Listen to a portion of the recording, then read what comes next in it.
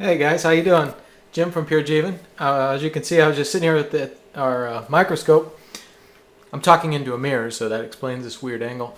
I was just sitting here at this microscope, checking out my blood. I haven't looked at my blood in a while.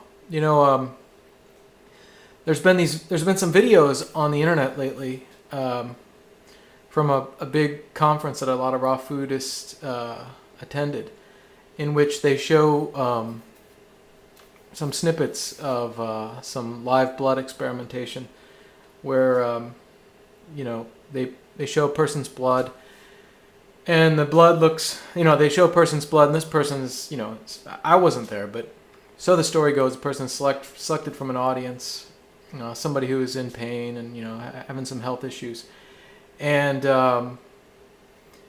they bring this person up and they take their blood and they show it up on the big projector, and in all the cases, from my understanding, is the blood is what we call agglutinated. It's all the red blood cells are stacked up on top of each other, and it's pretty unhealthy looking blood. If you know what healthy looking blood looks like, I think if a lot of you have read, for example, some of Gabriel Cousens' books, I know he has some snapshots of what healthy blood should look like, and he has some of what sick blood looks like, and this and that. That's one version of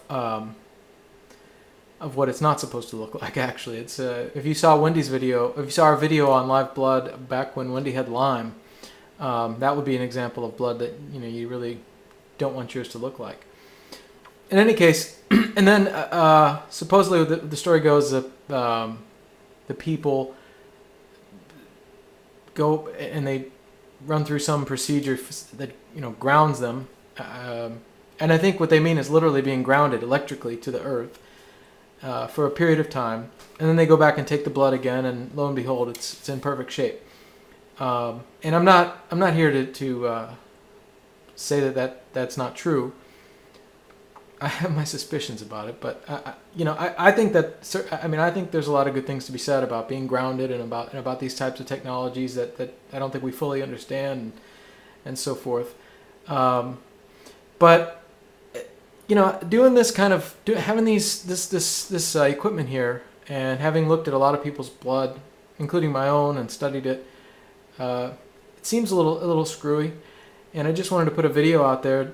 I don't want to use the word warn, but for lack of a better word at this point, I'll just say to kind of warn people about how easy it would be, not that those people were doing this, but how easy it would be to make a claim like that, and then to show it differently if you really wanted to.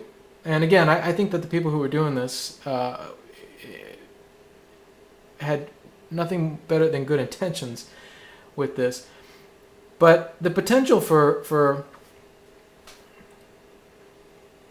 misguidance using the live blood microscopy is vast. I mean, it really is.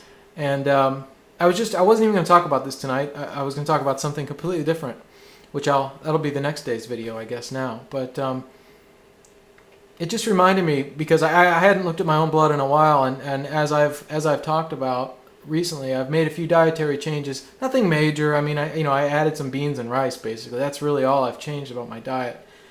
But over the past month or so, I've done that, and I wanted to see if my blood had been affected by that. I wanted to see kind of some physical evidence, aside from testing levels of blood things and that testing levels of various vitamins and nutrients and stuff. I just wanted to see if my blood looked any different, because to me, if I looked at that blood and I saw certain types of formations that I understand to be not so good, if I saw an increase in those beyond what a normal healthy vegan person's blood usually looks like, I would have been concerned, and I would have said, "Oh my gosh, what am I doing to myself? That's crazy. Now I gotta amp it back up to 100% raw or something like that, and see if that fixes it."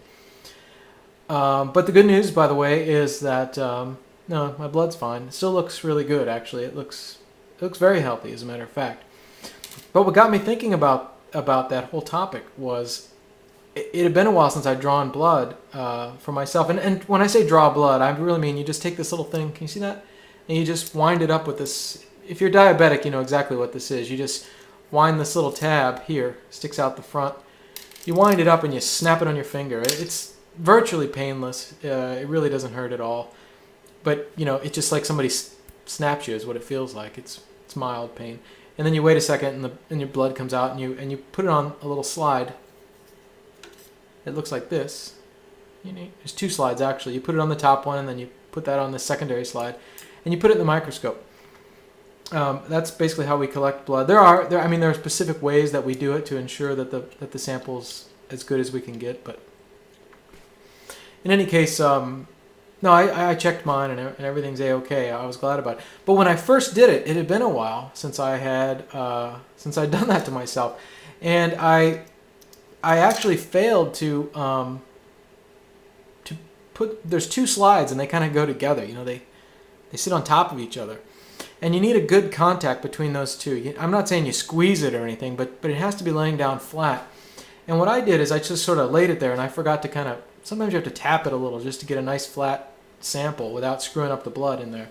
And I failed to do that. And when I first put it in the scope, I looked at it and it looked, agglutinated, like in those samples that you see from that conference of people who have bad, quote unquote bad, not that there's any bad or good, but when people have the undesirable blood.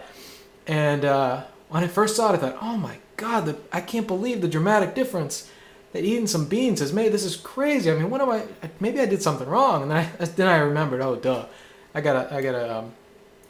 need to tap that down a little bit. So I just gave it one tiny little like that on the slide. And I looked back in, and there, lo and behold, it was just pretty much textbook perfect, the way it always had looked before. I just failed to do the slide right. If a person wanted to fool somebody else, I'm going to keep this under 10 minutes. I'm at 7 now. If a person wanted to fool another person, there are other ways to do it besides putting the slide too loosely on the second slide. A lot of times over on the edges, there's a sample. Let's say your sample looks this big, and it's only a tiny little thing, but in the scope, it might look this big in your field of vision. And around the edges of the blood, that's where you see a lot of larger pools of blood, and it dies off quicker around the edges, and it really looks unhealthy. And if you were to want to deceive someone for any purpose, or if you didn't know any better even, you could zone in on that. You could focus in on that area of the slide, and you could draw conclusions that are far from accurate.